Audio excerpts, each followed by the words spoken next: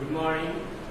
हम लोग पिछले वीडियो तक हम लोगों ने देखा कि भारत में किस तरह से आंदोलन किसानों के द्वारा होने लगे, जिसमें हमारे जब कांग्रेस के अधिवेशन हुए, सम्मेलन हुए लखनऊ में, तो उसमें राजकुमार शुक्ल के बुलावे पर गांधी जी पश्चिम चंपारण पहुंचे और वहां पर जो नीलहे थे, जो नील की खेती करते थे, जिनको नील की खेती करने के लिए बाध्य किया जाता था, और तरह तरह के शोषणकारी कानून वहां पर बनाए गए थे, जिसमें आपको नील की खेती करनी है, तिलगठिया व्यवस्था, उन व्यवस्थाओं को खत्म करने के लिए गांधी जी ने वहां किसानों के साथ आंदोलन चलाया और जिसको हम चंपारण आंदोलन या सत्याग्रह आंदोलन के चंपारण सत्याग्रह आंदोलन के नाम से जानते हैं, जो एक सफल आंदोलन था।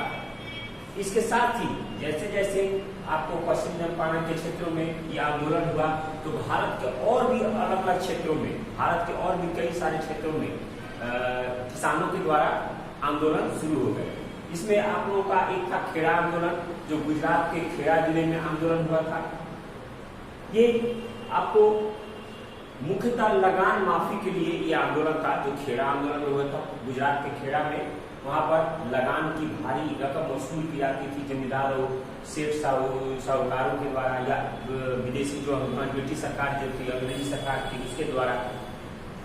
और उनको जब बुलाया गांधी जी ने, किसानों की स्थिति देखी, तो उनका मांगों का समर्थन था, यानी किसानों की ये मांग थी कि लगान माफ किया जाए, लगान खत्म किया जाए। और इस मांगों का समर्थन करते हुए 1917 में अधिक बारिश के कारण जब वहाँ खरीफ की फसल बर्बाद हो गई, 1917 में बारिश के कारण जब वहाँ खरीफ की फसल बर्बाद हो गई, उसके बावजूद भी अंग्रेजों द्वारा लगान की कर नहीं माफ की गई और अधिक लगान उस पर थोपा गया किसानों पे।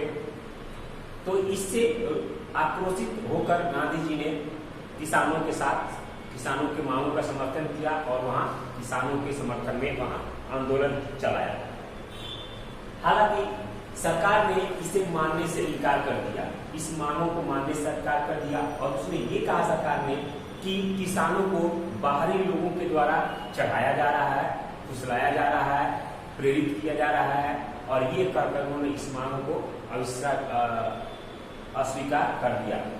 22 जून 1918 के यहाँ गांधी जी ने सत्याग्रह का आह्वान किया, सत्याग्रह की शुरुआत की, जो लगभग 1 महीने तक जारी रहा। और इसी बीच रबी की जो फसल थी वो अच्छी हुई, और एक तरफ रबी की फसल अच्छी हुई और दूसरी तरफ जो हमारे अंग्रेजों के द्वारा दमनकारी कानून थे, उसमें धीरे धीरे उन्होंने स्थिति बदली और ऐसे उपाय किए जो दमनकारी जो कानून है उसमें थोड़ी सी नरमी पड़ी, और उसके कारण नरमी के कारण और रबी की फसल अच्छी होने के कारण वहां पर ये सत्याग्रह धीरे धीरे समाप्त कर दी गई।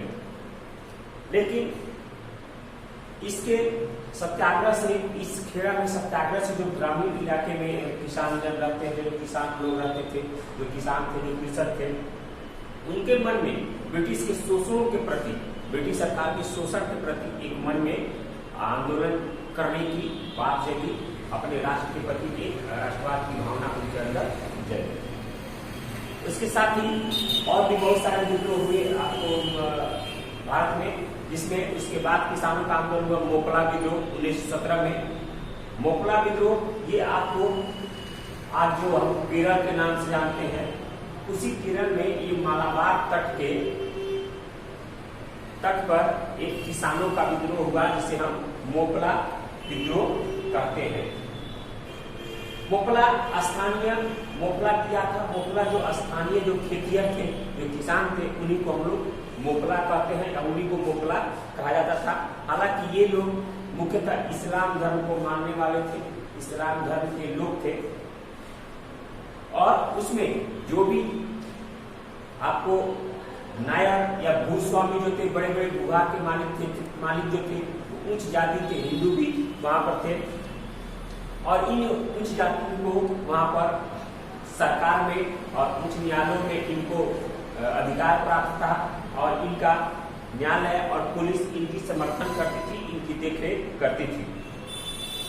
19वीं शताब्दी में मोपला में जो विद्रोह हुआ, उसमें किसानों पर लगान का इतना न बोझ कर लाद दिया गया, टैक्स लाद दिया गया, लगान लाद दिया गया, जिससे वहां के किसान उसको दे सकने में सक्षम नहीं थे। और इसी बीच जो उनके भूमि संबंधी जो उनके कानून थे वो नियंत्रण में नहीं थी, वो नियंत्रण से बाहर हो चुका था। और देखते ही देखते किसानों और जमींदार जो थे, जो लगान वसूलते थे, जो सरकारी जो जमींदार वहां बैठाए गए थे ब्रिटिश सरकार द्वारा, उनको और किसानों के बीच में आक्रोश पैदा हुआ, संकट पैदा हुई। और दोनों देखते ही देखते दोनों के बीच आंदोलन हो उठा, लोग आक्रोशित हो गए और धीरे धीरे ये सांप्रदायिक दंगा का भी रूप ले लिया, ये सांप्रदायिक लड़ाई भी का रूप ले लिया। और इस बीच 1921 ईस्वी में लगभग एक वर्ष के बाद एक नई स्थिति पैदा हुई, जब कांग्रेस ने किसानों के हित में भूमि सुधार की मांग की और उसमें खिलाफत आंदोलन में अपना समर्थन दिया। तो जब भूमि सुधार की मांग की भारतीय कांग्रेस के नेताओं ने और खिलाफत आंदोलन में अपना समर्थन भी दिया, तो ये देखकर वहाँ के जो किसान थे, जो मुस्लिम किसान थे, उनको ये लगा कि भारत या कांग्रेस कहीं ना कहीं हम लोगों के साथ है। तो उन्होंने भी इस आंदोलन में अपने आप को झोंक दिया, यानी आंदोलन करने के लिए वो प्रेरित हो गए। और उसी बीच विद्रोहियों ने, मोपला विद्रोहियों ने एक धार्मिक नेता अली मुसालिया, एक धार्मिक नेता थे अली मुसालिया, उन्हीं को अपना राजा घोषित कर दिया। और उनके नेतृत्व में वो लोग सरकारी कार्यालयों पर, सरकारी दफ्तरों पर, सरकारी मकानों पर वो लोग हमला करने लगे। हालांकि अक्टूबर 1921 में विद्रोहियों के खिलाफ सैनिक कार्रवाई अंग्रेजों द्वारा शुरू की गई और इसमें लगभग 10,000 सैनिकों को, 10,000 विद्रोहियों को मार दिया गया और लगभग 50,000 से अधिक विद्रोहियों को पकड़ के जेल में डाल दिया गया। और धीरे धीरे इस आंदोलन को अंग्रेजों के द्वारा दबा दिया गया।